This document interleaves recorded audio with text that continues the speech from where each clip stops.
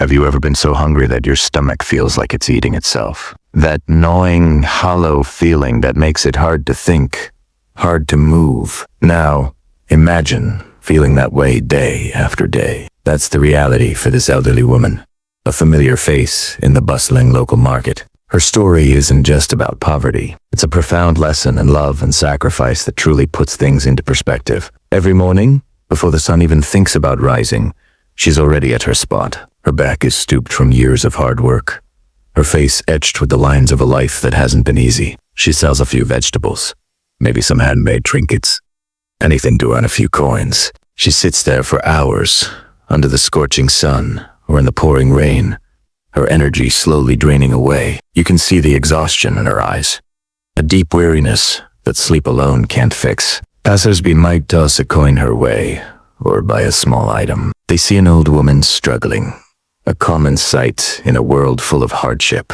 But what they don't see is the secret she carries, the reason for the persistent hunger she adores. One afternoon, a kind-hearted vendor from a nearby stall noticed she hadn't eaten anything all day. He watched as she carefully counted the meager coins in her hand. It was barely enough for a simple meal, maybe a small bowl of rice or a piece of bread. He felt a pang of sympathy and decided to buy her lunch. He approached her with a warm meal, expecting a look of relief, of gratitude.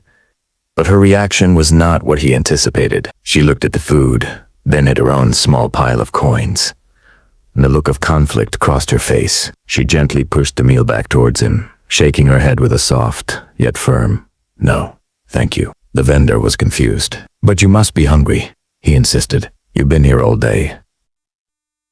Her eyes welled up with tears as she explained. With the few coins she had earned, she wasn't planning on buying food for herself. Her destination wasn't a food stall, but a small pet shop down the street. She had a tiny kitten waiting for her at home, a little fluff ball she had rescued from the alley a few weeks ago. It was weak and frail, and she had been nursing her back to health. Every single coin she made went towards buying milk for this little creature. "He's just a baby," she whispered, her voice trembling. "He gets so hungry. If I eat, he might not have enough. His hunger is more important than mine."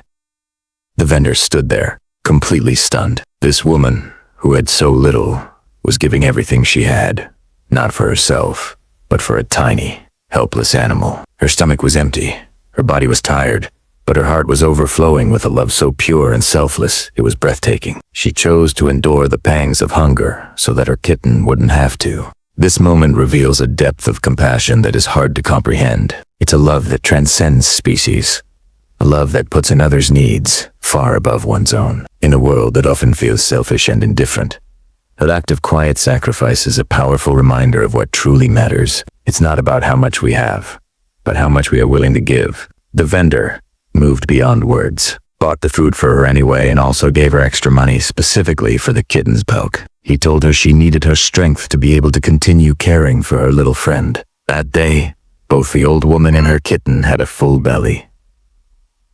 Her story challenges us. How often do we complain about our minor inconveniences, our small discomforts? How often do we overlook the needs of those around us, both human and animal? This woman, with nothing to her name, teaches us the ultimate lesson in empathy. She reminds us that even in the harshest of circumstances, the capacity to love can create miracles.